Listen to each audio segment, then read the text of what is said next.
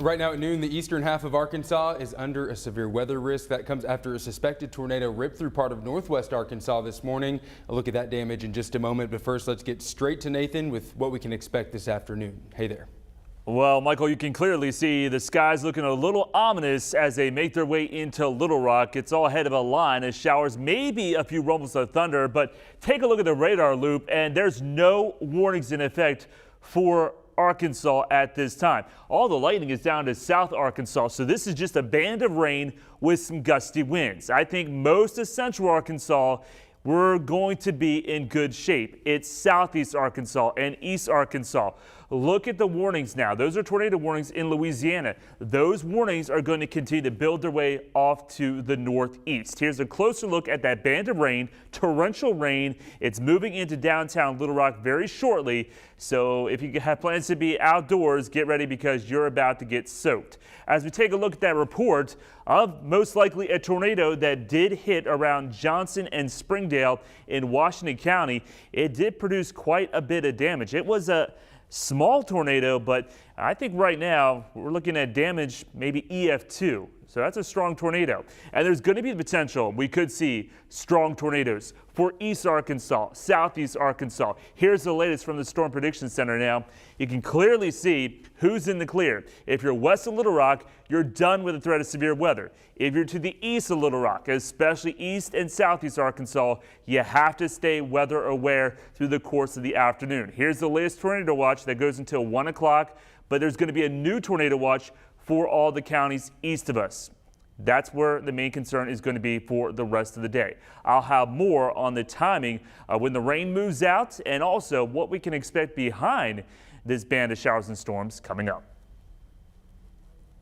Well, with all that in mind, right now is the best time to make sure you have the THV11 app downloaded on your phone. If you're still in that risk area, make sure your phone is plugged into the charger too. The app will alert you of any severe weather warnings in your area. You can also monitor radar and watch live coverage should the power go out. It's free to download in the Apple app and Google Play stores. You heard Nathan mention those suspected tornadoes in northwest Arkansas. Well, yeah, they were hit really hard by the severe weather this morning. 7 people are hurt, 2 of them in critical condition after a possible tornado tore through Springdale this morning. Look at this video. Some of the damage left behind. Several businesses were destroyed, as well as part of an elementary school. Springdale Schools, the largest school district in the state, is closed today. Crews are now assessing the damage and they are cleaning up. The Jones Center in Springdale is opened as a shelter for those who need food or a place to go. According to a tweet from Governor Asa Hutchinson, he's in communication with the Division of Emergency Management and Springdale's mayor about these storms. He urges people to continue monitoring the weather as this storm system moves through the rest of the state. We will have more from northwest Arkansas tonight at 5 and 6. Now we want to get you an update on breaking news we first brought you on Wake Up Central. The Little Rock Fire Department is investigating a fire at a popular Midtown restaurant. It happened at Riviera Maya on Fair Park Boulevard and Interstate 630. Officials tell us a driver on the interstate actually spotted the fire and called 911 just before 5 o'clock this morning. Crews responded, got it extinguished. We know there's damage to the interior and the roof, but thankfully no one was hurt. The restaurant is closed as the fire marshal investigates. New at noon, people in Pine Bluff are experiencing issues with their cable. Pine Bluff Cable says thieves looking for copper caused a major outage overnight. Crews are working to repair cut fiber lines now. No word on when service will be restored.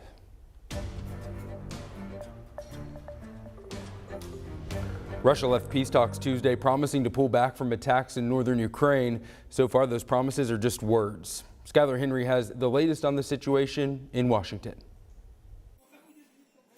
Russian forces kept up their assault on areas around Chernihiv and Kyiv Wednesday. Huge explosion east of Kyiv and north of Kyiv. It's means battles there.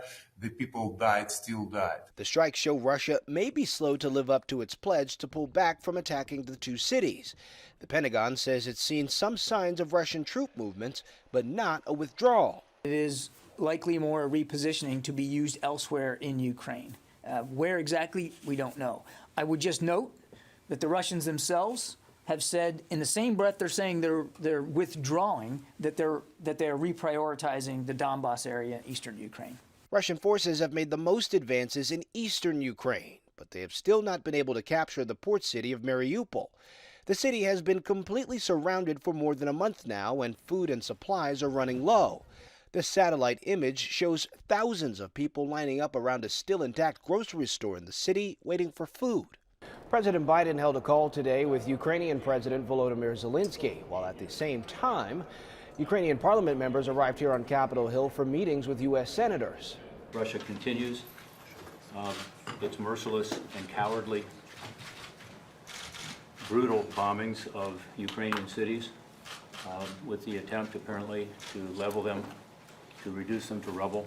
The United Nations say more than 4 million people have now fled Ukraine looking for safety, making it the largest influx of refugees in Europe since World War II.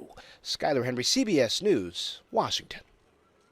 President Biden also held talks with European allies Tuesday. They promised to increase support for refugees who have fled Ukraine while ramping up pressure on Russia.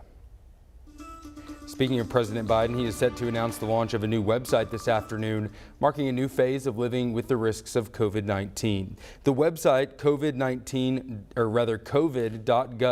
is a one-stop resource for people to access vaccines, tests, treatments, masks, and local area guidelines. It will also help Americans find locations that offer tests and antiviral pills. The president is also expected to ask Congress for more than $22 billion in emergency funding to continue the COVID response and to stay ahead of the virus and any new variants. This all comes a day after regulators gave the go-ahead for some high-risk groups to get another COVID booster shot. In fact, President Biden himself is expected to get his second booster today. Doctors at UAMS believe that dose presents an opportunity for people to stay protected before another wave. So if we have a vulnerable part of our population that is at risk for becoming infected, getting that population vaccinated, or in this case boosted, should help mitigate any additional surges. The Arkansas Department of Health is keeping a close eye on vaccinations as a new Omicron subvariant spreads. According to officials there, people who did not get a booster dose were not nearly as protected from the Omicron variant as those who got the booster dose. And now that the new BA2 virus is spreading in America, ADH hopes it doesn't cause another spike. The CDC also has new booster guidance for people who received the one-dose Johnson & Johnson vaccine.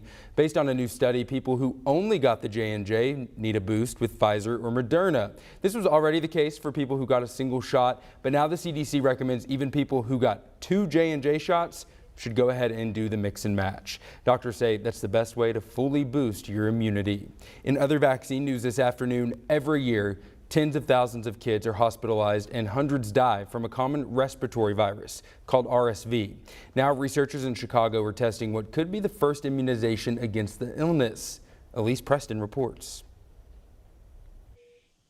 It's a leading cause of hospitalization among babies in the United States, respiratory syncytial virus, or RSV. Premature babies are the most vulnerable. It turns out because most babies are born healthy, most infants who are admitted to the hospital with RSV infection are actually previously healthy. Now, researchers at Lurie Children's Hospital of Chicago are testing the first potential immunization against RSV for healthy babies, the monoclonal antibody nirsevimab. There's a better binding to the RSV virus, and so it is better at preventing the virus from attaching to and getting into cells where it can cause disease.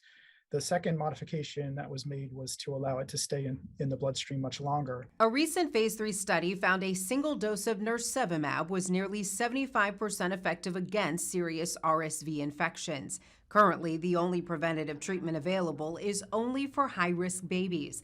They receive several injections of a drug called palivizumab during the winter months. Devin Lindsay's 10-month-old daughter, Cameron, is taking part in the study. I had spoken to a lot of my friends have young children, and some of them have unfortunately gotten RSV before, and they've been hospitalized or just been sick. Cameron received her dose in October last year, but her family doesn't know yet if she got the actual drug or placebo. One day it's going to be really cool to tell Cameron like she was a part of this study that's going to help hundreds of thousands of children. Researchers say if nirsevimab receives FDA approval, it could be available by the 2023 respiratory virus season. Elise Preston, CBS News, New York. Researchers say experimental treatment has not revealed any safety concerns. Now to a story most viewed on thv-at-noon this afternoon. Hollywood continues to deal with the aftermath of Will Smith's Oscar slap. Now Arkansas comedians and clubs are reacting to that viral moment. Employees at the Nut House Comedy Lounge and the Looney Bin Comedy Club say they can't stop talking about the incident. Nut House owner Nate Williams says he may have to beef up security just in case someone thinks they can do what Will Smith did on Sunday. But at the end of the day, neither club says they want to instigate anything. They just exist to make people laugh.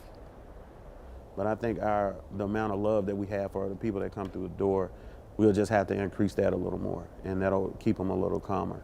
Both clubs tell us they try to de-escalate situations before anything physical happens. Williams says the Nut House may have to start addressing people before shows.